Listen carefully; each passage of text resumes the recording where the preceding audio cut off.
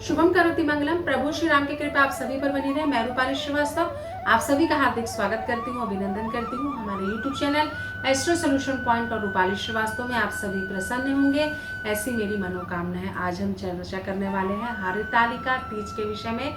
सबसे पहले आप सभी सुहागिन महिलाओं को, बहनों को हरितालिका तीज की ढेर सारी शुभकामनाएं। आपका सुहाग अमर रहे, ऐसी मेरी मनोकामना है। साथ ही साथ जो कन्याएं वर की तलाश में हैं, उनके भी जीवन में सुयोग्य वर है, ऐसा मेरा आप सभी के लिए मंगल कामना है। तो चलिए हम आपको बताते हैं हरितालिका तीज के विषय में। हरितालिका तीज का व्रत माता पार्वती ने भगवान शिव को प्राप्त करने के लिए किया था। उनकी भक्ति भाव से प्रसन्न होकर जब माता पार्वती जी ने 107 वर्षों तक घनघोर कठिन तपस्या की, तो 108वें जन्म में भगवान शिव उन्हें पति के रूप में प्राप्त हुए थे। तो हरतालिका का मतलब होता है, हर मतलब हर कर ले जाने वाला, और तालिका मतलब सखी के साथ। तो जब पार्वती जी अपनी सखी के साथ जाकर उन्होंने भाद्र पक्ष की शुक्ल पक्ष की तृतीया के दिन जब वो भगवान शिव को प्रसन्न करने के लिए उन्होंने पूजन किया, तो भगवान शिव प्रकट हुए और माता पार्वती को उन्होंने पत्नी के रूप में स्वीकार किया। तो आपको मैं फिर बता दूं, ये व्रत हम 18 सितंबर के दिन मनाने जा रहे हैं। और इस व्रत को करने का, पूजा को करने का जो श्रेष्ठ मुहूर्त है वो है 3:46 से 5:20 पर लाभ मुहूर्त है।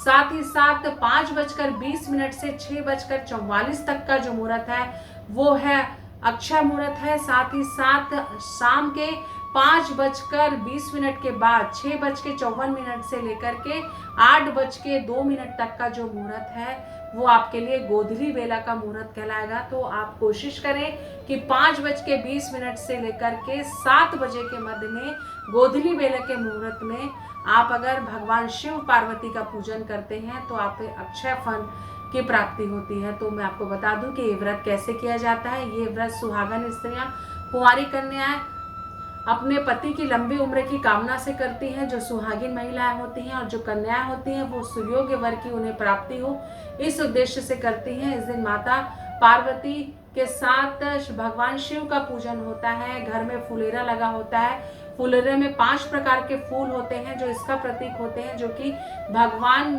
शिव की 5 पुत्रियों का प्रतीक होती है।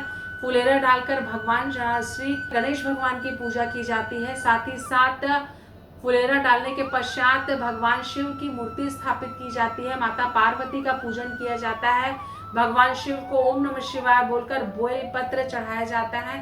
साथ ही साथ सुहाग की सामग्री माता पार्वती को चढ़ाई जाती है। साथ ही साथ रात्र भर जागरण होता है, भजन कीर्तन होता है, और पूजा के पश्चात, आरती के पश्चात भगवान को मिष्ठान अर्पित किया जाता है। और महिलाएं निराहार रहकर जल को भी नहीं ग्रहण करती, अपने पति की लंबी उम्र की कामना के साथ इस व्रत को रखती हैं।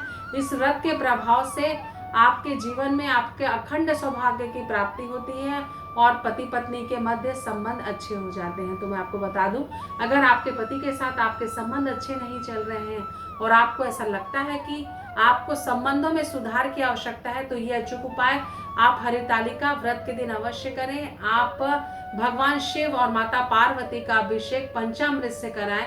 इससे आपके जीवन में हस्बैंड वाइफ के बीच में अगर किसी भी प्रकार की कोई समस्या चल रही होगी तो आपको समाधान होता नजर आएगा। साथ ही साथ अब हरितालिका तीज के दिन अगर आपके जीवन में आपके पति के साथ हमेशा अनबन रहती है और आपके जीवन में किसी तीसरे व्यक्ति के कारण हमेशा कलह का वातावरण रहता है, तो माता पार्वती को हरितालिका व्रत के दिन आप नथ अर्पित करें, उन्हें चूड़ियां अर्पित करें, साथ ही साथ उनका श्रृंगार करवाएं और उन्हें पायल और बिछिया अर्पित करें। कोशिश करें कि ये श्रृंगार आप अगर स्वयं कर पाएं। आप देखेंगे कि कुछ ही दिनों के बाद आप दोनों के मध्य संबंध अत्यंत मधुर हो जाएंगे। साथ ही साथ अगर आपके घर में कोई कन्या है जिसका विवाह नहीं हो रहा है और आपको विवाह में हमेशा अड़चन आती है, तो आप ये उपाय अवश्य करें।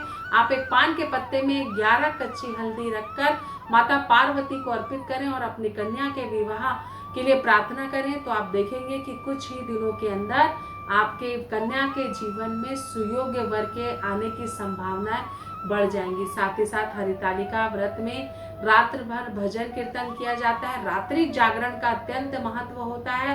भगवान शिव की आराधना की जाती है। भोले भंडारी तो 1 लोटा जल से प्रसन्न हो जाते हैं। तो माता पार्वती और शिव जी को प्रसन्न करने के लिए पूरी श्रद्धा और विश्वास के साथ ये उपाय करें। माता रानी के आशीर्वाद से, भगवान भोले भंडारी के आशीर्वाद से आपके जीवन में आपका सौभाग्य अखंड रहेगा और कुंवारी कन्याओं को मनपसंद वर की प्राप्ति होगी। आप सभी को हरितालिका व्रत की एक बार फिर से शुभकामनाएं। मैं रूपाली श्रीवास्तव आप सभी को नमस्कार करती हूँ।